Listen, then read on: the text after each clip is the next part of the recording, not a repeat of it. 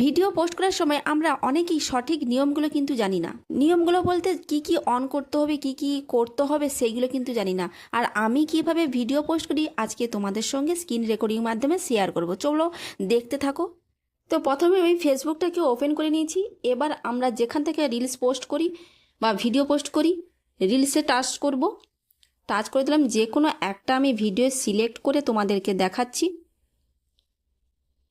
যেটা আমি পোস্ট করে দিয়েছি সেটাকে আমি নিলাম। এই যে দেখতে পাচ্ছ। এরপরে আমি নেক্সট করব। এই ভিডিওটাকে মিউট করে দিয়ে আমি তোমাদেরকে দেখাচ্ছি। এবার নেক্সট করব। নেক্সট করার পর ওপরে দেখতে পাবে অ্যাড টাইটেল বলে। এই অ্যাড টাইটেলে তোমাকে এই ভিডিও রিলেটেড কিছু টাইটেল যোগ করতে হবে, মানে সেটা কম অক্ষরের যেন টাইটেলটা হয়। তারপরে তোমার নিচে ডেসক্রিপশান আছে, ডেসক্রিপশানটাও সেম। ওখানে যত বড় লিখতে পারো ডেসক্রিপশানটা টাইটেল অনুযায়ী তার ডেসক্রাইব করতে হবে। এবার এই যে দেখো এখানে এরকম করে যাই হোক লিখে দেবে, ছোট টাইপের টাইটেল করবে যাতে মানুষ ওই টাইটেলটা দেখেই তোমার ভিডিওটা টাচ করে দেখতে চায়। এরপর ভিডিও রিলেটেড তোমাকে হ্যাশট্যাগ ব্যবহার করতে হবে। এই আমি ধরো এই যে হ্যাশট্যাগুলো ব্যবহার করছি, দেখতে পাচ্ছ। তোমরা তোমাদের ভিডিওর হ্যাশট্যাগুলো রিলেটেড অনুযায়ী ব্যবহার করবে। তো আমি আমার ইনফরমেটিভ ভিডিও, যেহেতু আমি আমার ইনফরমেটিভ ভিডিও অনুযায়ী আমার হ্যাশট্যাগুলো ব্যবহার করছি। যেইগুলো দেখবে মিলিয়ন বা 1B এরকম টাইপের বেশি বেশি মানুষ ব্যবহার করছে, সেই সমস্ত ভিডিও রিলেটেড হ্যাশট্যাগুলো ব্যবহার করবে। তো আমি হ্যাশট্যাগুলো দিয়ে দিলাম। এরপরে আসি, এরপরে আমি থাম্বনেল যোগ করব। থাম্বনেলটা তোমরা অনেকেই জানো না থাম্বনেলটা কি। এই যে দেখো এই ভিডিওটার ওপরে টাচ করবে, একটু ওয়েট করবে। ওয়েট করে দেখতে পাবে একটা বক্স চিহ্ন চলে আসবে।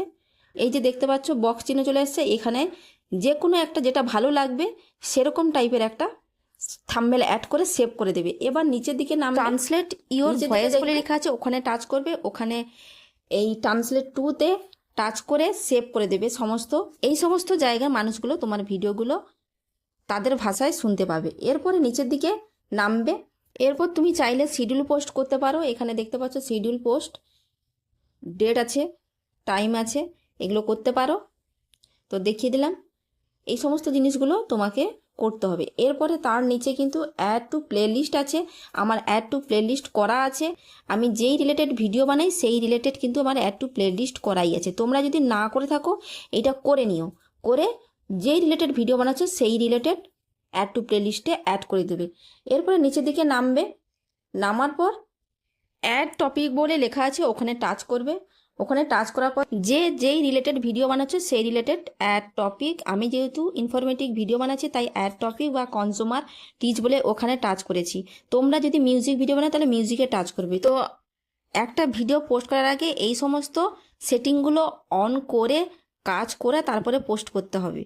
তো আশা করছি বুঝতে পেরেছো। আমার ভিডিও যদি তোমাদের ভালো লেগে থাকে একটা লাইক কমেন্টস করো আর সবাইকে দেখার সুযোগ করে দিও শেয়ারের মাধ্যমে। আজকের মতো টাটা, বাই বাই।